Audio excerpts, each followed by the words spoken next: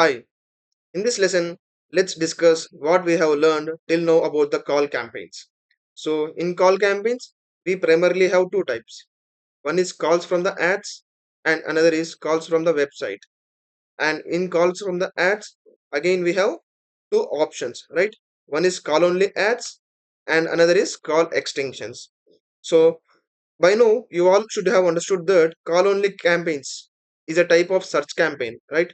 So what happens when you use similar keywords in your normal search campaign and call only ads campaign? So I hope you are understanding me, right? So if you are using automated bidding strategy, then whichever has a good historical data that will go into the auction. So I suggest you to don't use the same keywords that are already present in your account or present in another search campaigns in the call only ads campaign. Okay, so here you can do two things. If call only campaign is not a high priority, in that case, you can use call extensions for the existing campaign. If call only campaign is on high priority, okay, so in that case, you should not use the keywords that you are already using in the search campaigns. Okay, so what happens is, as the search campaigns, as the normal search keywords will be having a historical data, ads from that campaign will be shown to the users. So if call campaigns are priority, make sure that you are using those keywords only in call only ads campaign. So other keywords you can pause them, right? And if you wanted to track actions or if you wanted to track calls from your website, obviously you can place these conversion actions that are created from these options to your campaigns. That means you can assign these conversion actions to the campaigns. And if you are not if you are if this tracking the calls from your website is not priority, then you can change the conversion actions to the secondary so that they can be monitored. They will not be used in the bidding. Okay, and if these are the primary auctions or if these are the primary actions that you wanted to track, then you can place this as a primary conversion action and you can assign these to the campaigns. So you can assign these conversion actions to whatever the campaigns you want, where you wanted to optimize them towards the call leads, right? So I hope you are understanding me how to build the strategies between the call campaigns, right? So let's see how we can implement these through the editor. I am opening the editor, right? So here this is the account, right? Just open it and make sure that you download all the campaigns. First is the get recent changes, right? That is what we are doing here. So it is getting downloaded. Yeah, so let's wait. It is syncing again. So like other campaigns only, for implementing or for uploading call campaigns through Google Ads editor, it needs a format, right? So this is the call campaign, right? This is the call campaign and this is the what are the ad groups? This is the ad group. So how will you know or where are the ads present? So if you see here, if you go to the ads section here, previously we have seen responsive search ads, right? If you click on this campaign, here you see responsive search ads.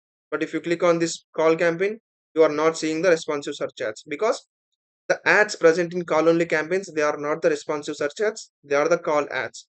We have a different subsection here. Look for it. Okay.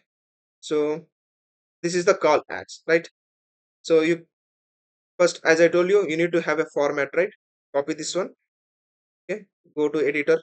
Go to Excel or Google Sheets and paste it here, right? You see, this is the format that you need to follow in order to implement the campaign, call only ads campaign through Google Ads editor, right? So here I am not going to implement it once again because I hope you are already good with the Google Ads editor. I suggest you to work around this format in your Google Ads editor, okay? So that you will get an idea of how to implement this. So here you should mandatorily have phone number, country of the phone. Here you have headline 1, headline 2, description 1, description 2, path and verification URL, final URL, call reporting is enabled. So all these things you can give. Okay. And let's see how the call extension looks like with the Google Ads editor. So going into the ad assets here. So again, don't get confused. ad assets or call or the extensions. Okay, you can also call them as extensions if you are getting confused. Or currently these are called as ad assets in Google Ads. In Bing, in Microsoft Bing advertising, still they are called as extensions only. So that is why I am using the same, or that is why I'm using the two names, ad assets and extensions, parallelly. Okay, so let's go for the call extension. So this is the call asset, right?